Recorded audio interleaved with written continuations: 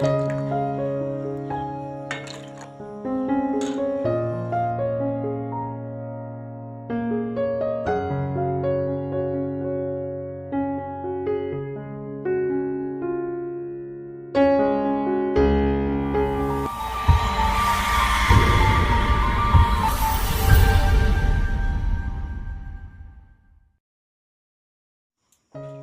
এত গরমের মধ্যে ঘুম থেকে উঠে আগে নিজেকে ঠিক করে নিচ্ছি। আগে নিজে ঠিক থাকলেই সারাদিনের কাজকর্মের জন্য খুব সহজেই কাজগুলো কমপ্লিট করা যায়। যাই হোক, ঘুম থেকে উঠে আগে চুলটা আমার এলোমেলো থাকলে একদম বিশ্রী একটা খারাপ লাগে। তার কারণে আগে প্রথমেই কিন্তু আমি চুলগুলো ঠিক করে বেঁধে নিলাম। তো সারাদিন এই গরমের মধ্যে এলোমেলো থাকলে চুলগুলো যেন বেশি গরম লাগে। যাই হোক বন্ধুরা, তো চলো তোমাদের ভালোবাসা জানিয়ে আজকে আরেকটি নতুন ব্লগ শুরু করলাম। আই হোপ তোমাদের অনেক ভালো।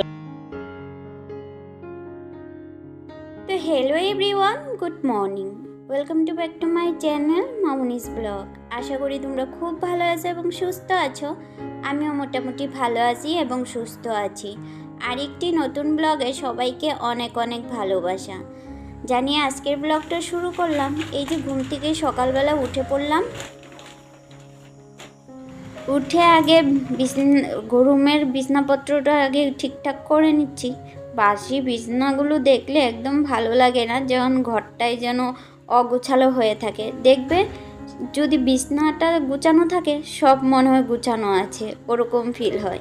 আমার তো ওরকম ফিল হয়। তোমাদের কীরকম লাগে অবশ্যই কমেন্টে জানিও। যাই হোক, ওইদিকে আবার বাবুকে একটু রেডি করে দিলাম, মানে জামাকাপড়, বাসি জামাকাপড় একটু চেঞ্জ করে দিয়ে ও খেলা করছে। আর এদিকে যে দেখো, ও এত দুষ্টু হচ্ছে, মানে কি বলবো, সব কিছু এলোমেলো করে দেয়। যাদের বাড়িতে ছোট বাচ্চা আছে তারাই একমাত্র জানে যে কি পরিস্থিতি হয়। তো যাই হোক,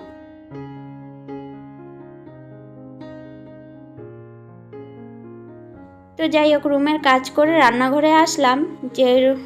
যেগুলো মশলাপাতি কোটাগুলো থাকে সেগুলো একটু ঠিকঠাক করে দিয়েছিলাম। বাবু একদম এলোমেলো করে দিয়েছিল, তো ওগুলো গুছিয়ে এই যে এখন ডাইনিংটা একটু মুছে নিচ্ছি। কালকে জানো তো খাওয়া দাওয়া করার পরে আর মোছা হয়নি, একটু কাজের চাপ ছিল পার্লারে, তাই আর কি চলে গিয়েছিলাম। তো কাজটা আর কমপ্লিট করা হয়নি। আর রাত্রেবেলা ডাইনিংয়ে আমার খাওয়াই হয়নি, তো আর পরিষ্কার করার কোনো কথাই ছিল না, আর করিও নেই।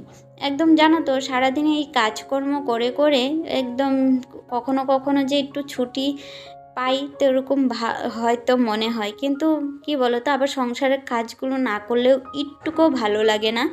যে এলোমেলো হয়ে থাকবে সেটাও কিন্তু সহ্য হয় না। মনে হয় ঝটপট করে যতই না কষ্ট হোক না কেন, মনে হয় তাড়াতাড়ি করে কাজগুলো করে নিলেই মনে হয় একদম শান্তি। এটা প্রত্যেকটা মেয়ের এই ঘর গুছানোর কাজগুলো সববারই একদম পছন্দ, আমারও কিন্তু পছন্দ। কিন্তু তবুও মনে করো বাচ্চা মানে পার্লারের কাজ, তারপরে সংসারের সমস্ত কাজটা যেহেতু আমার একা করতে হয়। আগে কিন্তু জয়েন্ট ফ্যামিলি ছিল, তখন মনে করো অল্প কাজ কম করলেও হতো, কিন্তু এখন যেহেতু আমি আলাদা, তাই আমার কিন্তু টোটাল কাজগুলো কিন্তু একা হাতেই করতে হয়। তার সাথে আবার দুটো বাচ্চাকে সামলানো, তার মধ্যে আবার ওর পাপা থাকে না বাড়িতে, সব কিছু কিন্তু আমাকে একা হাতেই করতে হয়। ওইদিকে কাজগুলো করে বাইরে কিন্তু আবার পিটি করে বৃষ্টি পড়ছে। তো ভাবলাম আগে বাসনপত্রগুলো মেজে নিয়ে আসি, নিয়ে এসে চাটা করে একটু খেয়ে নিই। তো চাটা খেলে সব থেকে মনে হয় ফ্রেশ লাগে।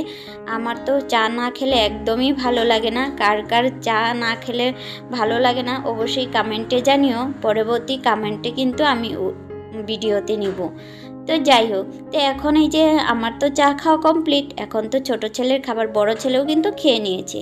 ওকে আমি একটু দুধ আর একটু মুড়ি দিয়েছিলাম, সেটাও ও খেয়ে নিয়েছে। আর এখন ওই যে ছোট ছেলের জন্য খাবারটা বানিয়ে নিয়েছি। নর্মাল চাউলের গুঁড়াটাই ও বেশি খায়, ওই ডাল দিয়ে করলে না বেশি একটা খেতে চায় না। যাই হোক, আবার বড় ছেলে স্কুল যাবে, তার কারণে একটু রান্নাটা বসিয়ে দিচ্ছি।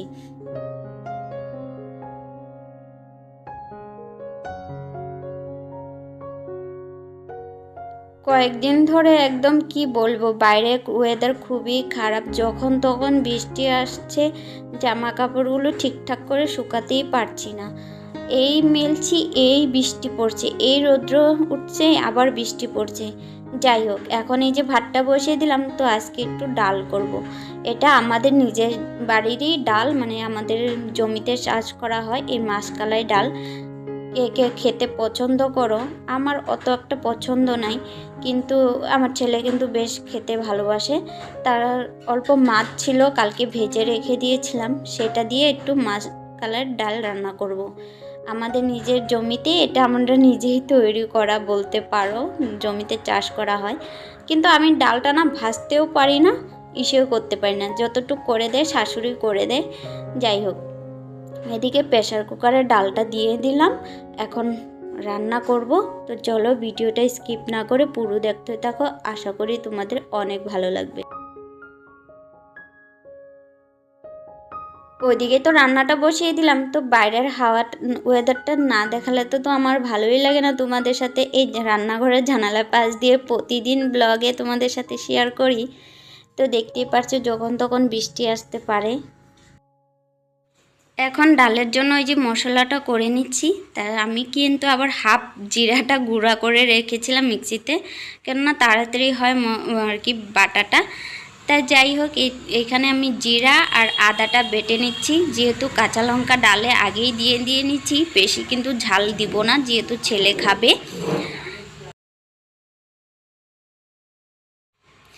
তো যখন রান্না বসালাম তখন দেখি হঠাৎ করে দেখি কৌটাতে তেজপাতা নেই। তো এখন আর কি করব, এই তেজপাতা ছাড়াই কিন্তু আমি ডালটা রান্না করেছি।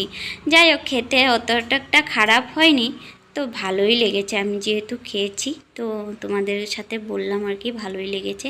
তো এখন দেখো, ফোড়ন দিয়ে দিলাম 5 ফোড়ন, তার সাথে মাছগুলো একটু মাছের মাথাটা একটু এসে ভেঙে দিয়েছি, আর বাকি কয়েক টুকরা যেহেতু ছেলে খাবে কারণ কয়েক টুকরো এসে রেখেছি।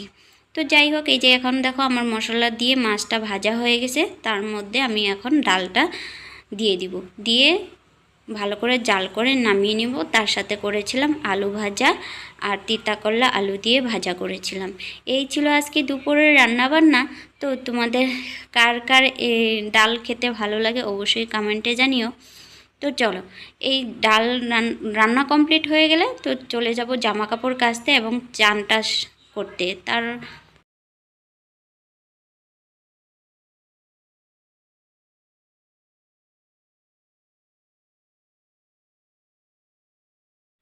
জামা কাপড় কেচে একদম চান টান করে বাবুকেও চান করিয়ে নিয়ে আসলাম, যেহেতু আবার পার্লারে যাওয়ার আছে। তার কারণে এই যে তোমাদের সাথে এখন পুজোটা দিয়ে নেব। তো চলো, আজকের ব্লগ বেশি বড় করব না।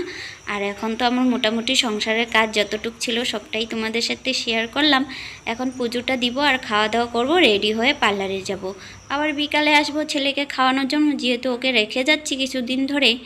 তো এখন যাই হোক, আমার ছোট্ট রুমের মধ্যে ছোট্ট একটা ঠাকুর, তো তাকে একটু ফল প্রসাদ দিয়ে পুজো দিয়ে নিচ্ছি। তো চলো, আজকের ব্লগটা কেমন হয়েছে অবশ্যই কমেন্টে জানিও। আর যারা যারা আমার ভিডিওতে কমেন্ট করবেন নেক্সট ভিডিওতে, তো সবার নামগুলো আমি অবশ্যই নিব। তো চলো, আজকের ব্লগ এই পর্যন্তই। টাটা, ভালো থাকো, সুস্থ থাকো।